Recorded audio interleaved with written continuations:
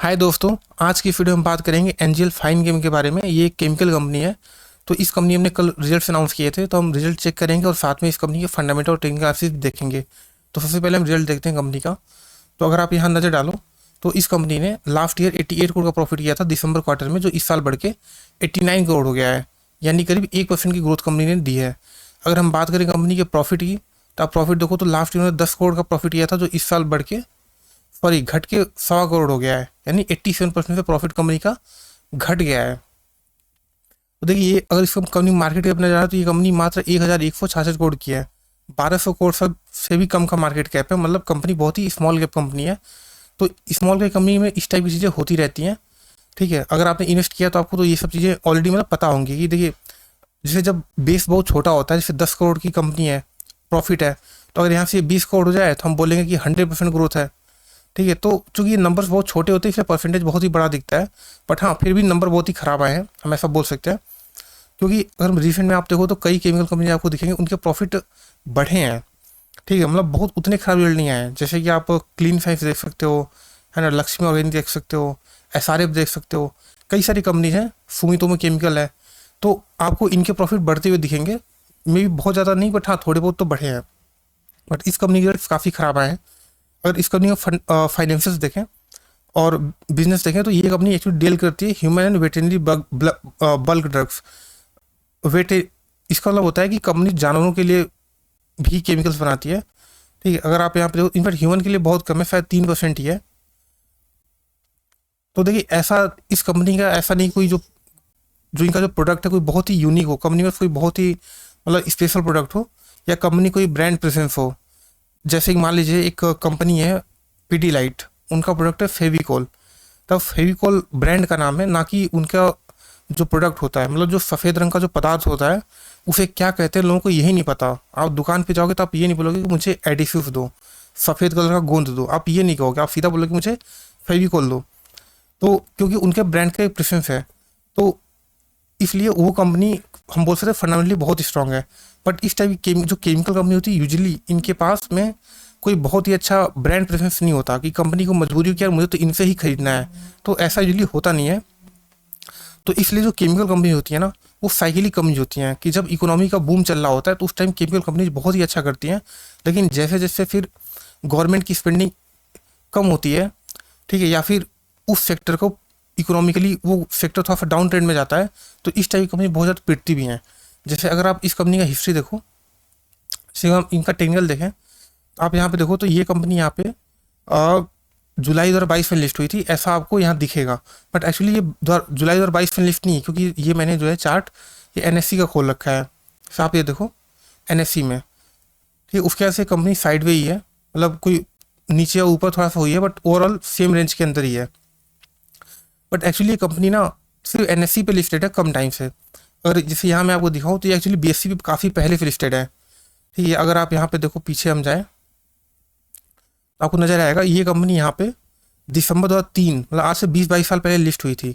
तो एनएससी पे इतने लेट में क्यों लिस्ट हुई? क्योंकि देखिए, एक्चुअली कोविड के बाद में क्या था कि सारी केमिकल कंपनी के अंदर रैली चल रहा था, तो इसलिए इस कंपनी ने भी सोचा कि हम भी अपने आप को एनएससी पे भी लिस्ट करा देते हैं। क्योंकि एनएससी जो नेशनल स्टॉक एक्सचेंज है, उसका वॉल्यूम ज़्यादा होता है, ज़्यादा लोग ट्रेड करते हैं वहाँ पे। तो इस कंपनी ने सोचा हम भी बहती गंगा में हाथ धो लेते हैं। तो इसलिए इस कंपनी ने अपने आप को लिस्ट करा लिया। बट जाहिर सी बात है, उसके पीछे 2-3 साल उसके बाद जो केमिकल जो रैली चली थी वो खत्म हो गई। जैसे अगर आप यहाँ पे नज़र डालो, अगर हम पास्ट में जाए इस कंपनी के, ठीक है, तो आप यहाँ पे देखो, जैसे आपको यहाँ पे नज़र डालो तो इसका ये जो प्राइस था यहाँ पे अगस्त 2005 में, इसका सेम प्राइस यहाँ पे अगस्त 2014 में, मतलब करीब 9 साल के पीरियड में ये कंपनी ने जीरो रिटर्न दिया। मतलब जो प्राइस 9 साल पहले था वही प्राइस अभी भी था। तो ये कंपनी आप समझो कि 9 साल तक इसने कंसोलिडेशन किया। उसके बाद यहाँ पे एक रैली आई अच्छी खासी, आप देखो। तो ये अगर हम नज़र डालें तो यहाँ पे रैली, ठीक है, 10 गुना हुआ था ये स्टॉक, ठीक है, 10 गुना हुआ था।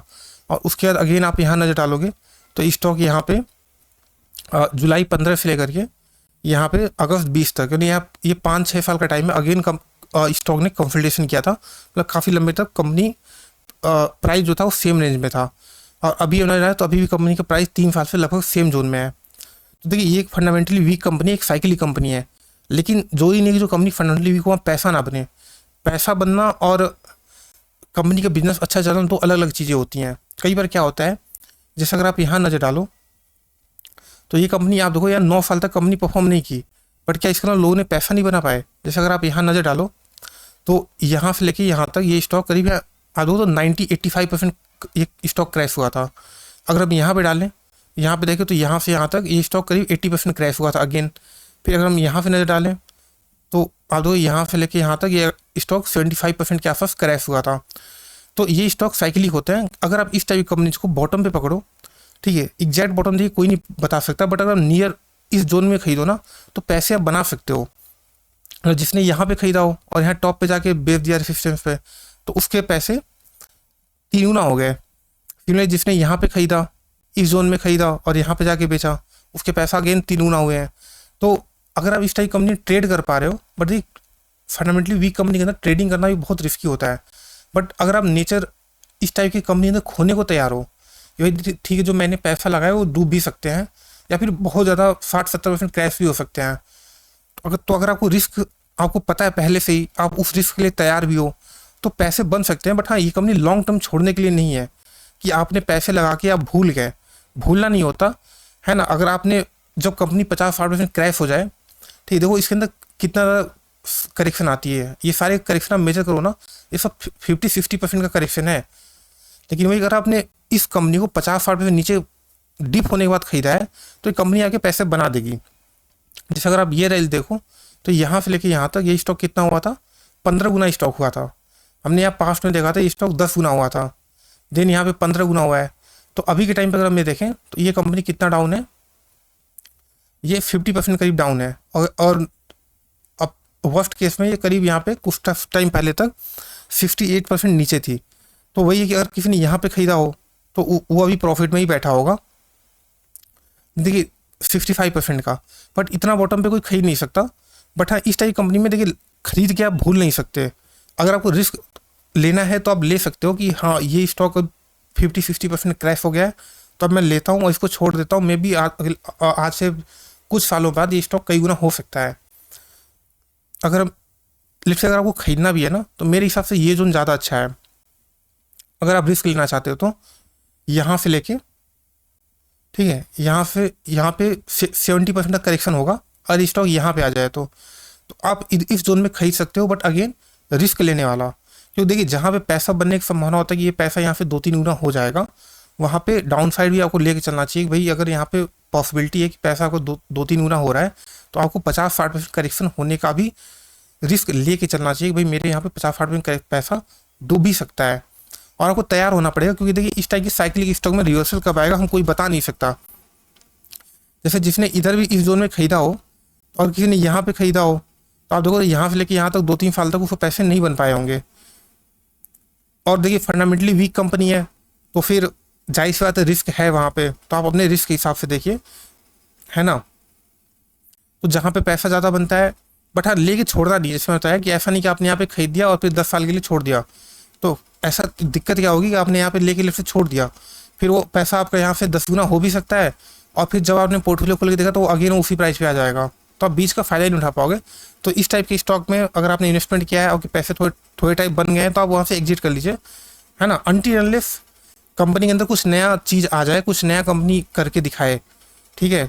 जैसे कोई बहुत ज़्यादा एक्सपेंशन कर दिया हो, जैसे कि एग्जांपल के दीपक नाइट्राइट अगर आप देखोगे तो भी केमिकल कंपनी है, बट अगर उनका एक्सपेंशन देखोगे तो उन्होंने पिछले कुछ सालों के अंदर बहुत ही ज़्यादा एक्सपेंशन किया है। इस कंपनी के अंदर देखो तो ऐसा कुछ खास नज़र नहीं आएगा आपको। अगर यहाँ पे बैलेंस शीट आप नज़र डालो तो अगर आप कंपनी के टोटल्स यहाँ पे एसेट देखो तो कंपनी 61 करोड़ का एसेट था 2019 में, उसके बाद से कंपनी के पास अभी 89 करोड़ का एसेट्स है और 89 करोड़ कंपनी के पास 2022 में भी थे। तो कंपनी कुछ खास ऐसे एक्सपेंशन नहीं किया है अभी, हालांकि थोड़ा सा एक्सपेंशन कर रही है। अब तो 61 करोड़ का कंपनी एक्सपेंशन कर रही है, तो ठीक है, मतलब रिस्क लिया जा सकता है इस टाइप कंपनी में।